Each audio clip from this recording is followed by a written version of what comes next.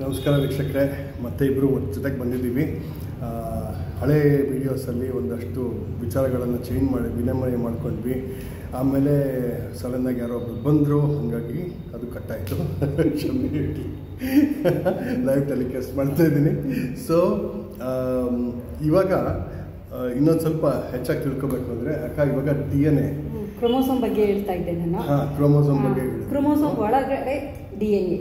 Correct. ಅದು ಆನುವಂಶಿಕ ವಸ್ತು. ಸೊ ಆ DNA ಇಂದ ಇವಾಗ ನಾವು ಶುರು ಮಾಡೋಣ. ಅದೊಂದು ಚೂರು ನಾವು ಎಲ್ಲಿ ಸ್ಟಾಪ್ ಮಾಡಿದ್ವು ಅಲ್ಲಿಂದ ಅದಕ್ಕೆ ಕಂಟಿನ್ಯೂ ಮಾಡ್ತಾ. ಈಗ ನಮ್ಮ ದೇಹದಲ್ಲಿ ಮನುಷ್ಯನ ದೇಹದಲ್ಲಿರುವ DNA ಇದೆಯಲ್ಲ, ಅಂದರೆ ಕ್ರೋಮೋಸೋಮ್ ಏನಂತಂದ್ರೆ ವರ್ಣತಂತು, ಅದರ ಒಳಗಡೆ DNA ಇದೆ. ಅದು ಥ್ರೆಡ್ ಲೈಕ್ ಸ್ಟ್ರಕ್ಚರ್ ಅಂತ ನಾವು ಅದು ಡಬಲ್ ಹೆಲಿಕಲ್ ಸ್ಟ್ರಕ್ಚರ್ ಇಲ್ಲಿ ಕಾಣ್ತಾ ಇದೆಯಲ್ಲ, ಅದೇ double helical structure. 1953 Watson and Crick ಅಂತ ಇಬ್ಬರು ಸೈಂಟಿಸ್ಟು ಅದು DNA ಡಬಲ್ ಹೆಲಿಕಲ್ ಸ್ಟ್ರಕ್ಚರಲ್ಲಿದೆ ಅಂತ ಕಂಡುಹಿಡಿದ್ರು.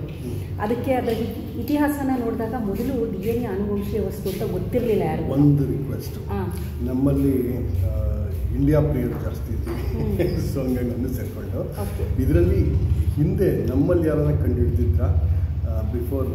ಇಲ್ಲ, ಅದು ಇಲ್ಲ DNA ಬಗ್ಗೆ ಅಂತ ಸಂಶೋಧನೆ. ಅದು ಮ್ಯಾಥಮೆಟಿಕ್ಸಲ್ಲಿ ನೀವು ಹೇಳ್ದಂಗೆ ರಾಮಾನುಜಮ್ ಅವರು ಬಹಳ ಸಂಶೋಧನೆಗಳನ್ನ ಮಾಡಿದರು. ಮತ್ತು ರಾಮನ್ ಎಫೆಕ್ಟ್ ಅದೆಲ್ಲ ಫಿಸಿಕ್ಸಲ್ಲೆಲ್ಲ ಆಗಿತ್ತು. ಇದರಲ್ಲಿ ಬಯಾಲಜಿ ರಿಲೇಟೆಡಲ್ಲಿ ಅಷ್ಟೊಂದು ನಮ್ಮ ಇಲ್ಲ ಕಾಂಟ್ರಿಬ್ಯೂಷನ್ ಇಲ್ಲ. ಅದು ಜಗದೀಶ್ ಚಂದ್ರ ಬೋಸ್ ಅವರು ಮಾತ್ರ. ಇಲ್ಲ ಅಂದರೆ ನಮ್ಮ ಏನ್ಷಿಯಂಟ್ ಇದಕ್ಕೆ ಹೋದಾಗ, ಸೈನ್ಸ್ಗೆ ಹೋದಾಗ ಲಿಂಕ್ ಸಿಕ್ಕುತ್ತೆ ನಿಮಗೆ. ಈಗ ನೋಡಿ, ಮಹಾಭಾರತದಲ್ಲಿ ಕ್ಲೋನಿಂಗ್ ಅಂತ ನಾವು ಏನು ಹೇಳ್ತೀವಿ ಆವಾಗ ಗಾಂಧಾರಿದು 100 ಜನ ಮಕ್ಕಳು ಹುಟ್ಟಿದ್ದನ್ನು ಕುಂಭದಲ್ಲಿ ಇಟ್ಟಿದ್ದನ್ನು ಅಲ್ಲಿ ಬೆಳೆಯಾಗೆ ಮಾಡಿದ್ರಲ್ಲ, ನ್ಯೂಟ್ರಿಟಿವ್ ಮೀಡಿಯಾ ಅದು ಕ್ಲೋನಿಂಗೇ. ಆ ಥರ ತುಂಬ ಸಿಕ್ಕುತ್ತೆ ನಮಗೆ. ಒಂದಂದ್ರೆ ಈ ಮಹಾಭಾರತದಲ್ಲಿ ಎಕ್ಸ್ಟ್ರಾರ್ಡಿನರಿ ಕ್ಯಾರೆಕ್ಟರ್ಸ್. ಹೌದು. ಈ 4 ಅಗ್ನಿ ಅಂತ ನಾವೇನು ಹೇಳ್ತೀವಿ, ಇವಾಗ ಜಠರಾಗ್ನಿ ತಗೋಬೋದು, ಇಲ್ಲಾಂದ್ರೆ ಸರ್ವಾಗ್ನಿ ತಗೋಬೋದು. ಅಲ್ಲಿವರೆಗೂ 4 ಅಗ್ನಿಗಳನ್ನ ಜನ ಮೇಲೆ ಕೆಳಗೆ ಓಡಾಡ್ಬಿಟ್ಟಿದ್ದಾರೆ. ಸೊ ಇದು ನಮ್ಗೆ ಯಾರಿಗೂ ನಾರ್ಮಲ್ ಆಗಿ ಸಾಧ್ಯ ಇಲ್ಲ ಮಾಡೋದಕ್ಕೆ. ಸೊ ಹಂಗಿದ್ರೆ ನಮ್ಮಲ್ಲಿ ಆ ಸೈನ್ಸ್ ಬಹುಶಃ ಇತ್ತು ಅಂತ ಕಾಣುತ್ತೆ. ಇತ್ತು, ತುಂಬಾ ಅಡ್ವಾನ್ಸ್ ಆಗಿತ್ತು. ರೈಟ್. ಆದರೆ ನಮಗೆ ಗೊತ್ತಿಲ್ಲ ಅದು. ಕರೆಕ್ಟ್. ಹಾಗಾಗಿ ಈವನ್ ಈ DNA ಸ್ಟ್ರಕ್ಚರ್ ಏನಿದೆ, ಅದು ಸ್ಟ್ರಕ್ಚರ್ ಹಾಗೆ ಇರುತ್ತೆ. ಅದ್ರ ಫಂಕ್ಷನಲ್ ಕೆಪಾಸಿಟಿ ಇದೆಯಲ್ಲ, ಆ ಜೀನ್ ಎಕ್ಸ್ಪ್ರೆಷನ್ನು ಅದನ್ನು ಆಲ್ಟ್ರ್ ಮಾಡೋದು, ಬದಲಾವಣೆ ಮಾಡೋಂಥದ್ದು ನಮ್ಮಲ್ಲಿ ಸೈನ್ಸ್ ಇತ್ತದು. ಅದನ್ನು ನಾವೀಗ ಎಪಿಜೆನೆಟಿಕ್ ಫಿನಾಮಿನನ್ ಅಂತ ಓದ್ತಾ ಇದ್ದೀವಿ. ಬೇರೆ ಬೇರೆ ಥೆರಪಿಗಳು, ಈಗ ಮ್ಯೂಸಿಕ್ ಥೆರಪಿ, ಓಂಕಾರ ಚಾಂಟಿಂಗ್ ಇದೆಲ್ಲ ಮಾಡಿದಾಗ DNA ಏನಿದೆ ಸ್ಟ್ರಕ್ಚರ್ ಆಲ್ಟ್ರ್ ಆಗಲ್ಲ, ಅದಂಗೆ ಇರುತ್ತೆ. ಅದ್ರ ಮೇಲೆ ಕೆಲವು ಗ್ರೂಪ್ಸ್ಗಳಿರುತ್ತೆ, ಇದು ಕೆಮಿಕಲ್ ಗ್ರೂಪ್ಸ್ಗಳು. ಅದು ಮಿಥೈಲ್ ಗ್ರೂಪ್ ಆಗ್ಬೋದು, ಅಸಿಟೈಲ್ ಗ್ರೂಪು, ಫಾಸ್ಫೇಟ್ ಗ್ರೂಪು, ಅದು ಆ್ಯಡ್ ಆಗೋದು ವಾಪಸ್ ಚೇಂಜ್ ಆಗೋದು. ಮಿಥೈಲೇಷನ್, ಡಿಮಿಥೈಲೇಷನ್, ಅಸಿಟೈಲೇಷನ್, ಡಿಅಸಿಟೈಲೇಷನ್, ಈ ಥರ ಆದಾಗ ಜೀನ್ ಎಕ್ಸ್ಪ್ರೆಷನ್ನ ಮಾಡ್ಬೋದು. ಅದೆಲ್ಲ ಇದೆ. ಈಗ ಪುನಃ ಇನ್ನೊಂಥರ ರೀಡಿಸ್ಕವರಿ ಆಫ್ ಅವರ್ ಏನ್ಷಿಯಂಟ್ ಇದನ್ನು ಮಾಡಬೇಕು ಯಾರಾದರೂ. ನೋಡೋಣ, ಪ್ರಯತ್ನ ಆದರೆ ನಾವು ಕೆಲವೊಂದು ನಮ್ಮ ಏನು ಆಚಾರ ಇದೆ, ನಡೀತಾ ಇದೆ ನಮ್ಮ ಇದು, ಅದರಲ್ಲಿ ಏನು ಸೈನ್ಸ್ ಇದೆ ಅಂತ ಕೆಲವೊಂದು ಬೇಕಾದರೆ ವಿಡಿಯೋಸ್ ಮಾಡ್ಬೋದು. Scientific reason behind the some of our practices ಅಂತ ನಾವು ಮಾಡ್ಬೋದು. ಅದರಲ್ಲಿ ಜೀನ್ಸ್ ತುಂಬ ಬರುತ್ತೆ, ಹೆಂಗೆ ಬರುತ್ತೆ, ಪ್ರೋಟೀನ್ಸ್ ಹೆಂಗೆ ಚೇಂಜ್ ಆಗುತ್ತೆ, ಯಾವುದು ಎಕ್ಸಾಕ್ಟ್ಲಿ ಆ ಥರ ಹೇಳದೆ ಹೋದ್ರೂ ಏನೋ ಒಂದು ನೀವು ಪ್ರಾಕ್ಟೀಸ್ ಮಾಡ್ತಿರಲ್ಲ, ಅದ್ರ ಹಿಂದೆ ಏನು ಸೈನ್ಸ್ ಇದೆ ಅಂತ ನಾವು ಸೈಂಟಿಫಿಕ್ ಅನಾಲಿಸಿಸ್ನ ಅದನ್ನ ಮಾಡ್ಕೊಂಡಿರ್ಬೋದು. ಈಗ ನಮ್ಮಲ್ಲಿ ನಾನು ಹೇಳಿದೆ ಆನುವಂಶೀಯ ವಸ್ತು DNA ಅಂತ. ಪ್ರತಿಯೊಂದು ನಿರ್ಧಾರ ಮಾಡೋದು DNA. ಅಲ್ಟಿಮೇಟ್ ಅದೇನು ಮಾಡುತ್ತೆ ಹಂಗೆ ಇದೆ ನಾವು ಇರೋ ಅಂಥದ್ದು. ಏನೇ ನಮ್ಮಲ್ಲಿ ಕಲರು ಚೇಂಜ್ ಆಗ್ಬೋದು, ಹೇರ್ ಕಲರು, ಅದರ ಟೆಕ್ಸ್ಚರು, ಸ್ಕಿನ್ದು ಒಳಗಡೆ ಎಲ್ಲ ಇಂಟರ್ನಲ್ಲು ನಮ್ದು ಏನೇನು ಪ್ರಾಸೆಸ್ ಆಗುತ್ತೆ, ಮೆಟಬಾಲಿಕ್ ಪ್ರಾಸೆಸ್ ಆಗ್ಬೋದು, ಅದು ಡೈಜೆಷನ್ನು, ಎಕ್ಸ್ಕ್ರಿಷನು, ರಿಪ್ರೊಡಕ್ಷನ್ನು, ಬ್ರೀದಿಂಗ್ ಎಲ್ಲದೂ it is because of DNA ಅಂತಲೇ ಹೇಳ್ಬೋದು. DNA ಜನಸಾಮಾನ್ಯರಿಗೆ ಅರ್ಥ ಆಗಬೇಕು ಅಂತಂದರೆ ಅದು ಜೆನೆಟಿಕ್ ಮೆಟೀರಿಯಲ್ ಅಂತಂದರೆ ಅಲ್ಲಿ ಏನಾಗುತ್ತೆ ಅಂದರೆ ಅದು ಜನರೇಷನ್ ಟು ಜನರೇಷನ್ನು ಬರ್ತಾ ಇದೆ ಅದು, ಆಯಿತಾ. ಆಮೇಲೆ DNA ಏನಿದೆ ಅಂತಂದರೆ ಕೋಡ್ ಇದೆ. ಸಿಂಪಲಾಗಿ ಹೇಳಬೇಕು ಅಂದರೆ ATGC ಅಂತ ಒಂದಷ್ಟು ಆಲ್ಫಾಬೆಟ್ಸ್ಗಳು ಇದೆ. ಈ ಮೂರು ಸೇರಿಕೊಂಡು 3 ಇರುತ್ತಲ್ಲ, A ಅಂತಿರುತ್ತೆ, TT ಇರುತ್ತೆ, ATGC ಅಂತಿರುತ್ತೆ. ಅದರಲ್ಲಿ 3 ಆಲ್ಫಾಬೆಟ್ಗಳನ್ನ ಅದನ್ನು ತೋರಿಸೋಣ. ಇಲ್ಲಿದೆ ನೋಡಿ ಮೇಲ್ಗಡೆಗೆ, ಇಟ್ ಇಸ್ ದೇರ್. ಅದು ಸೀಕ್ವೆನ್ಸಿಂಗ್ ಮಾಡಿದಾಗ ನಮಗೆ ಗೊತ್ತಾಗೋದು. ಇದು 3 ಸೇರಿ ಒಂದು ಅಮೈನೋ ಆಸಿಡ್ ಆಗುತ್ತೆ. ಅದು ನಾವು ಜೆನೆಟಿಕ್ ಕೋಡ್ ಅಂತ ಅದನ್ನು ಹೇಳ್ತೀವಿ. ಒಂದು ಜೆನೆಟಿಕ್ ಕೋಡ್ ಅಂತಲೇ ಇದೆ. ಯಾವ್ಯಾವ ಅಮೈನೋ ಆಸಿಡ್ 3 ಸೇರಿದ್ರೆ, ಯಾವುದು ಈ ನ್ಯೂಕ್ಲಿಯೋಟೈಡ್ ಸೇರಿದ್ರೆ ಒಂದು ಅಮೈನೋ ಆಸಿಡ್ ಆಗುತ್ತೆ ಅಂತ. ಇದೇನಾಗುತ್ತೆ, ಮೆಸೇಜ್ ಇದೆಯಲ್ಲ, ಆ ಮೆಸೇಜು ಕೋಡ್ ಆಗುತ್ತೆ. ಎಂಥ ಬ್ಯೂಟಿಫುಲ್ ಅಂದರೆ ನಿಜವಾಗ್ಲೂ ಇದೆಲ್ಲ ತಿಳಿತಾ ಹೋದರೆ ಆಶ್ಚರ್ಯ ಆಗುತ್ತೆ. ಏನು ಇಷ್ಟೊಂದು ಇಟ್ಸ್ ಅ ಮೆಸ್ಮರೈಸಿಂಗ್. ನಮ್ಮ ದೇಹ ಇದೆಯಲ್ಲ, ಅದೇನಂತ ಸುಲಭದ್ದಲ್ಲ ಅದು. ಸೊ ಇದರಲ್ಲಿ ನಾವು 28 ಜೆಂಡರ್ನ ಕಂಡು ಹಿಡಿಯಕ್ಕೆ ಹೋಗ್ತಿದ್ದೀವಿ. ಮತ್ತೆ ಇವಾಗ ಜೆಂಡರ್ನ ಕಂಡು ಹಿಡಿಯೋವಾಗ ಇನ್ನು ಎಷ್ಟೆಷ್ಟು ಏನೇನು ಸಿಗುತ್ತೆ ಗೊತ್ತಿಲ್ಲ, ಏನೇನು ಚಿತ್ರಗಳು ನಮಗೆ ಕಣ್ಮುಂದೆ ಬರುತ್ತೋ ಗೊತ್ತಿಲ್ಲ. DNA ಮೆಸೇಜ್ ಇದೆಯಲ್ಲ, ಒಂದು ಮೆಸೇಜ್ ಇದೆ. ಆ ಮೆಸೇಜ್ ಏನು ಅಂತಂದರೆ ಹಿಮೋಗ್ಲೋಬಿನ್, ಮಯೋಗ್ಲೋಬಿನ್ ಈ ಥರ ಪ್ರೋಟೀನ್ ಬಿಡುಗಡೆ ಮಾಡೋವಂಥದ್ದು, ಅಥವಾ ನಮ್ಮಲ್ಲಿ ಇರುವಂಥ ಎನ್ಸೈಮ್ಗಳಾಗ್ಬೋದು, ಬೇಕಾದಷ್ಟು ಕೋಟ್ಯಾಂತರ ಪ್ರೋಟೀನ್ಸ್ಗಳಿದೆ ಇರ್ಬೋದು, ಅಷ್ಟು ಥರ ಇದೆ, ವೆರೈಟಿ ಇದೆ. ಟ್ರಾನ್ಸ್ಕ್ರಿಪ್ಷನ್ ಫ್ಯಾಕ್ಟರ್ಸ್ಗಳಾಗ್ಬೋದು, ಬೇಕಾದಷ್ಟು ಇದೆ ನಮಗೆ. ಅದನ್ನು ಪ್ರೋಟೀನ್ನ ಬಿಡುಗಡೆ ಮಾಡಬೇಕು ಅಂತಂದರೆ ಮೆಸೇಜು ಕೋಡ್ ಆಗಬೇಕು. Code in the form of mRNA ಅಂತ ಕರಿತೀವಿ. ಅದನ್ನು ಟ್ರಾನ್ಸ್ಕ್ರಿಪ್ಷನ್ ಅಂತ ಪ್ರಾಸೆಸ್. ಆ ಪ್ರೋಸೆಸ್ ಅದು ಈಗ ಕೋಡ್ ಆಗಿರುತ್ತಲ್ಲ ಫಾರ್ಮ್, ಅದು mRNA, messenger RNA. Messenger RNA ಅಂದರೆ ರೈಬಾಕ್ಸಿ ನ್ಯೂಕ್ಲಿಯಸ್ ಆಸಿಡ್. ಈ mRNA ಇದೆಯಲ್ಲ, ಈ mRNA ಪುನಃ ಟ್ರಾನ್ಸ್ಲೇಷನ್ ಅಂತ ಆಗ್ಬಿಟ್ಟು ಇನ್ನೊಂದು ಪ್ರಾಸೆಸ್ಸು, ಅಲ್ಲಿ ಪ್ರೋಟೀನ್ನ ಬಿಡುಗಡೆ ಮಾಡೋದು. ಆಯಿತಾ? ಹಾಗಾಗಿ ಪ್ರೋಟೀನ್ ಸಿಂಥಸೈಸ್ ಆಗೋದು ತುಂಬ ಕಾಂಪ್ಲಿಕೇಟೆಡ್. ಪ್ರತಿ ಹಂತದಲ್ಲೂ ಚೆಕ್ ಪಾಯಿಂಟ್ಸ್ ಇರುತ್ತೆ. ಅದು ಸರಿಯಾಗಿ ಆಗಲಿಲ್ಲ ಅಂತಂದರೆ ಅದನ್ನು ಅಲ್ಲೇ ತಡೆಗಟ್ಟುತ್ತೆ. ತುಂಬ ವೆರಿ ಆ್ಯಕ್ಯುರೇಟ್ ಆಗಿ ನಡೆಯುವಂಥದ್ದು ಇದು. ಈ ಪ್ರೋಟೀನ್ ಬಿಡುಗಡೆ ಆಗುತ್ತಲ್ಲ, ಅದು that is involve in everything. ಈಗ ಏನಾಗ್ತಾಯಿದೆ, ಕಾಯಿಲೆ ಏನಕ್ಕೆ ಬರುತ್ತೆ, ಇದು ನಾರ್ಮಲ್. ಕಾಯಿಲೆ ಏನಕ್ಕೆ ಬರುತ್ತೆ ಅಂತಂದರೆ, DNA ಯಾವುದೋ ಒಂದು ಹೊರಗಡೆಯಿಂದ ನಾವು ಯಾವುದೋ ಒಂದು food additives, colouring agent, preservative ಏನೋ ಒಂದು ತಿಂತೀವಿ, ಅದು DNA ಡ್ಯಾಮೇಜ್ ಮಾಡುತ್ತೆ. DNA ಡ್ಯಾಮೇಜ್ ಆದಾಗ ಅಲ್ಲೂ ಸಹ DNA ರಿಪೇರ್ ಮಾಡೋಂಥದ್ದು DNA ರಿಪೇರ್ ಎನ್ಸೈಮ್ ಅಂತ ಇದೆ. ಬೇಕಾದಷ್ಟು ಎನ್ಸೈಮ್ ಇರುತ್ತೆ. ಅದು ಏನಾಗುತ್ತೆ, ಆ ಡ್ಯಾಮೇಜಸ್ನ ರಿಪೇರ್ ಮಾಡ್ತಾ ಬರುತ್ತೆ. ಎಲ್ಲಿ ನಾವು ಪ್ರತಿ ಸಲನೂ ಎಕ್ಸ್ಪೋಸ್ ಆಗ್ತೀವಿ, ಪ್ರತಿದಿನ ಗೋಬಿ ಮಂಚೂರಿ ಅದು ಇದು ಅಂದರೆ ಯಾವಾಗಲೂ ಒಂದೊಂದ್ಸಲ ಆದರೆ ಓಕೆ, ದೇಹ ತಡೆಯುತ್ತೆ. ದಿನ ನಾನು ಹೊರಗಡೆ ಜಂಕ್ ತಿಂತೀನಿ ಫುಡ್ ಅಂತ ಹೋದಾಗ ಏನಾಗುತ್ತೆ, ಈ ಡ್ಯಾಮೇಜ್ ಆಗಾದಾಗ ಆ ರಿಪೇರ್ ಎನ್ಸೈಮ್ಸ್ ಏನಿರುತ್ತೆ ಅದು it is not sufficient to repair it. ಈ ಡ್ಯಾಮೇಜ್ ಜಾಸ್ತಿ, ರಿಪೇರ್ ಕಮ್ಮಿ. ಅವಾಗ ಏನಾಗುತ್ತೆ, ಈ ಮೆಸೇಜ್ DNA ಮೆಸೇಜ್ ಇರುತ್ತಲ್ಲ, ATG ಅಂತ ಏನಾದ್ರು ಇತ್ತು ಅಂದರೆ AAA ಆಗಿಬಿಡುತ್ತೆ. ಸೊ ಆವತ್ತು ಕೋಡ್ ಆದಾಗ mRNA ರಾಂಗ್ ಮೆಸೇಜು, ಆಗ ಟ್ರಾನ್ಸ್ಲೇಷನ್ ಆಗಿ ಪ್ರೋಟೀನ್ ಆಗಬೇಕಾದ್ರೆ ರಾಂಗ್ ಪ್ರೋಟೀನ್ ಅಂದರೆ ಡಿಸೀಸ್.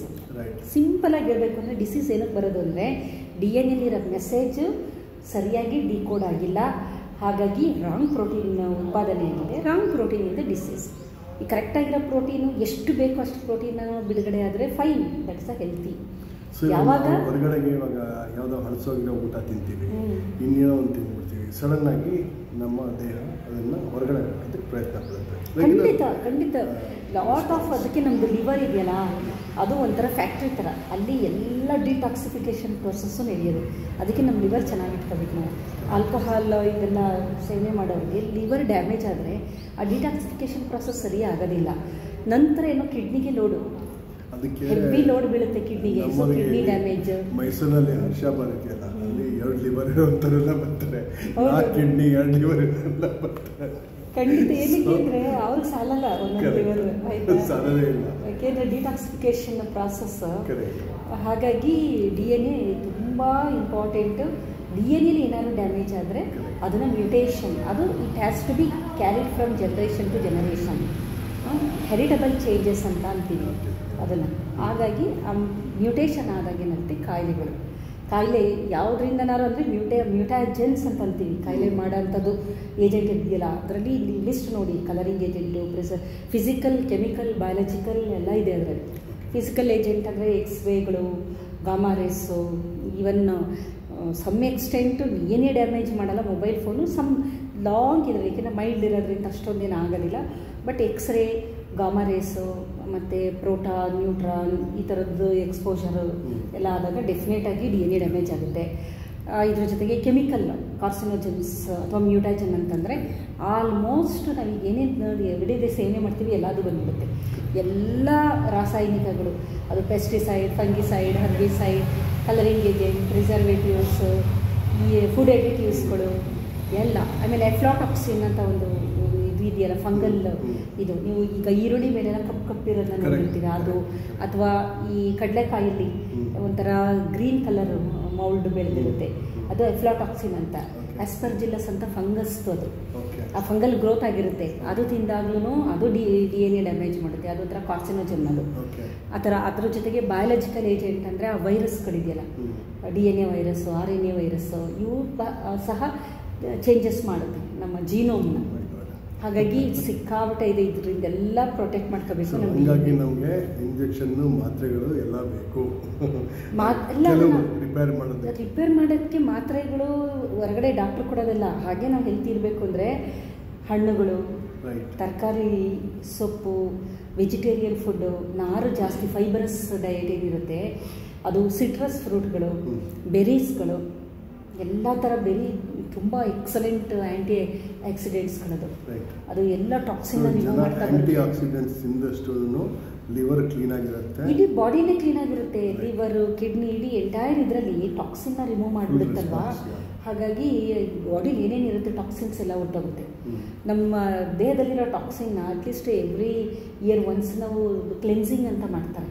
ಈ ನ್ಯಾಚುರೋಪತಿ ಗೊತ್ತಿದೆಯಾ ನಿಮಗೆ? ನ್ಯಾಚುರೋಪತಿಲಿ ವಾಟರ್ ಹೈಡ್ರೋಥೆರಪಿ ಅಥವಾ ಸನ್ ಬಾತಿಂಗು, ಮಡ್ ಥೆರಪಿ, ಇದೆಲ್ಲ ಹಿಂಗೆಲ್ಲ ಮೊದಲಿಂದ ನಿಂತೀವಿ ನ್ಯಾಚುರೋಪತಿ. ನೀವು mind experiments with truth, Mahatma ಗಾಂಧೀಜಿದು ಆಟೋಬಯೋಗ್ರಫಿಲಿ ಅವರು ನ್ಯಾಚುರೋಪತಿ ತುಂಬ ಎಕ್ಸ್ಪೆರಿಮೆಂಟ್ಸ್ ಮಾಡಿದ್ದಾರೆ. ಅವರು ಭಾಳಷ್ಟು ಕಾಯಿಲೆಗಳಿಗೆ ಅವರು ನ್ಯಾಚುರೋಪತಿ ಮುಖಾಂತರನೇ ಕಾಯಿಲೆಗಳನ್ನು ವಾಸಿ ಮಾಡಿರೋದನ್ನ ಅದು ರಿಪೋರ್ಟ್ ಮಾಡಿದ್ದಾರೆ.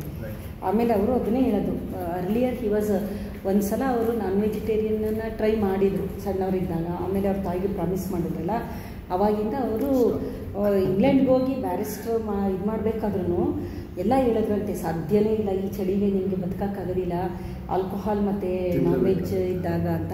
ಬಟ್ ಅವರು ಈ ಥರ ಬೇರೆ ಬೇರೆ ಎಕ್ಸ್ಪೆರಿಮೆಂಟ್ಸ್ ಮಾಡಿ ನ್ಯಾಚುರೋಪತಿ ಮೆಥಡ್ ಮತ್ತು ಇದು ವೆಜಿಟೇರಿಯನ್ ಫುಡ್ಡಿಂದನೇ ಹೇಗೆ ನಾವು ಕೋಪಪ್ ಮಾಡ್ಬೋದು ಅಂತ ತೋರಿಸ್ಕೊಟ್ರು. ಹಾಗಾಗಿ ನಾವು ಹೊರಗಡೆ ಮಾತ್ರೆ, ಔಷಧಿ ಇದಕ್ಕೆ ದುಡ್ಡಾಕೋ ಬದಲು ಹಣ್ಣು, ತರಕಾರಿ, ಸೊಪ್ಪು, ಸಿರಿಧಾನ್ಯಗಳು, ಇದ್ರ ಜೊತೆಗೆ ಹೆಲ್ತಿ ಡಯಟ್ ಜೊತೆಗೆ ಎಕ್ಸಸೈಸು ಬೇಕು, ಫಿಸಿಕಲ್ ಆ್ಯಕ್ಟಿವಿಟಿ ಬೇಕಾಗುತ್ತೆ. ಅಕ್ಕ, ಇದೊಂದು ನಮಗೊಂದು ಕ್ವಶನ್ ಇದೆ. ಇವಾಗ ನಾವು GAT ಈ ಕೋಡಿಂಗ್ ಇದೆ ಜೀನ್ಸ್ದು, ಸೊ ಅದಕ್ಕೇನೋ ಅಬ್ರಿವೇಷನ್ ಇದೆ? ಯಾಕಂದರೆ ನಾವು ಕಂಪ್ಯೂಟರ್ನಲ್ಲಿ ಕೋಡ್ ಮಾಡೋವಾಗಲೂ ಅಷ್ಟೇ ಅಲ್ಲ, ಅದನ್ನು ಅಬ್ರಿವೇಟ್ ಮಾಡ್ಬೇಕಾದ್ರೆ ಅಡಿನಿನ್, ಗುವಾನಿನ್, ಸೈಟೋಸಿನ್, ಥೈಮಿನ್ ಅಂತ ಕರಿತೀವಿ. ಅದನ್ನೇ ಹೇಳಿತ್ತು, ಅದನ್ನೇ ನಾನು ಹೇಳಂತ ಬಂದೆ. ಸೊ ಅದಕ್ಕೇನೆ ಸೊ ವೀಕ್ಷಕರಿಗೆ ಹೇಳ್ಕೊಳ್ಳೋಣ ಅದ್ರ ಬಗ್ಗೆ ಅಂತ. ಆಮೇಲೆ ಇವಾಗ ನಾವು ಕಂಪ್ಯೂಟರ್ ಕೋಡ್ ಮಾಡುವಾಗ 0s and 1s, 0 1ಗೆ ಡೆಫಿನೇಷನ್ ಏನಿಲ್ಲ. ಸೊ ಕಂಪ್ಯೂಟರ್ ಅರ್ಥ ಮಾಡ್ಕೊಳ್ಳೋವಾಗ ನಾವು 0 1s ಅಲ್ಲಿ ಬೈನರಿನಲ್ಲಿ ಕಮ್ಯುನಿಕೇಟ್ ಆಗ್ತೀವಿ. ಸೊ ಇದರಲ್ಲಾದರೆ definitely there is meaning to it. So ಇದನ್ನ ಬಂದೆ. ಸೊ ಅದನ್ನ ನಾನು ಸಿಂಪ್ಲಿಫೈ ಮಾಡಿ ಹೇಳಿದ್ದೀನಿ. ಇನ್ನೂ ತುಂಬ ಕಾಂಪ್ಲಿಕೇಟ್ ಆಗಿಬಿಟ್ರೆ ಯಾರಿಗೂ ಅರ್ಥ ಆಗಲ್ಲ. ಅದಕ್ಕೆ ಒಂದು ಮೆಸೇಜ್ ಇದೆ, ಅದು ಡಿಕೋಡ್ ಆಗುತ್ತೆ. ಆ ಡಿಕೋಡ್ ಆಗಿರೋದನ್ನ ತಗೊಂಡು ಪ್ರೋಟೀನು ಅದನ್ನು ಓದ್ಕೊಂಡು ಪ್ರೋಟೀನ್ ಅದು ಯಾವುದೇ ಮೆಸೇಜು ಡಿಕೋಡಿಂಗ್ ಮೆಸೇಜ್ ಇರುತ್ತಲ್ಲ ಅದನ್ನು ನೋಡ್ಕೊಂಡು ಪ್ರೋಟೀನ್ ಸಿಂಥಸೈಸ್ ಆಗುತ್ತೆ ತುಂಬ.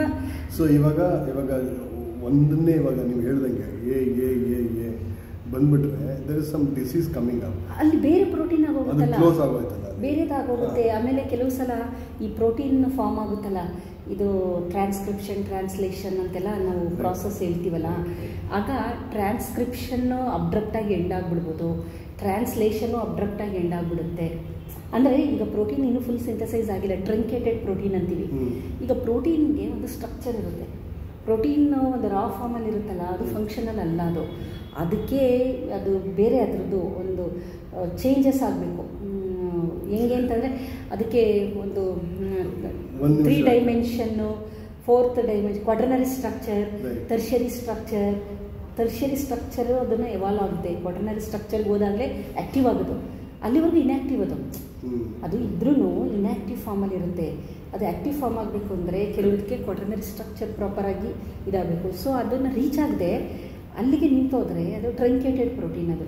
ರೈಟ್. ಸೊ ನಾನು ಒಂದು ವಿಚಾರ ಹೇಳ್ಬೇಕಂತಂದರೆ, ಇವಾಗ ಪ್ರೋಟೀನ್ ಅಂತಂದರೆ ನಮ್ಮ ಬಾಡಿ ಉತ್ಪತ್ತಿ ಮಾಡ್ತಕ್ಕಂಥ ಪ್ರೋಟೀನ್. ಹೌದು. ಸೊ ಹೊರಗಡೆ ಜಿಮ್ಮಲ್ಲಿ ಸಿಗೋ ಪ್ರೋಟೀನ್ ಅಲ್ಲ, ಮೆಡಿಕಲ್ ಶಾಪಲ್ಲಿ ಸಿಗೋ ಪ್ರೋಟೀನ್ ಅಲ್ಲ, ಇದೇ ಬೇರೆ ಅದೇ ಬೇರೆ. ಸೊ ಹಂಗಾಗಿ ಪ್ರೋಟೀನ್ ಸಪ್ಲಿಮೆಂಟ್ ಕೆಲವು ಬೇಕು. ಸಪ್ಲಿಮೆಂಟ್ ಸೊ ಕೆಲವುದು ನಮ್ಮ ದೇಹನೇ ಸಿಂಥಸೈಸ್ ಮಾಡಲ್ಲ, ಅದನ್ನು ಹೊರಗಡೆಯಿಂದ ತಗೋಬೇಕು.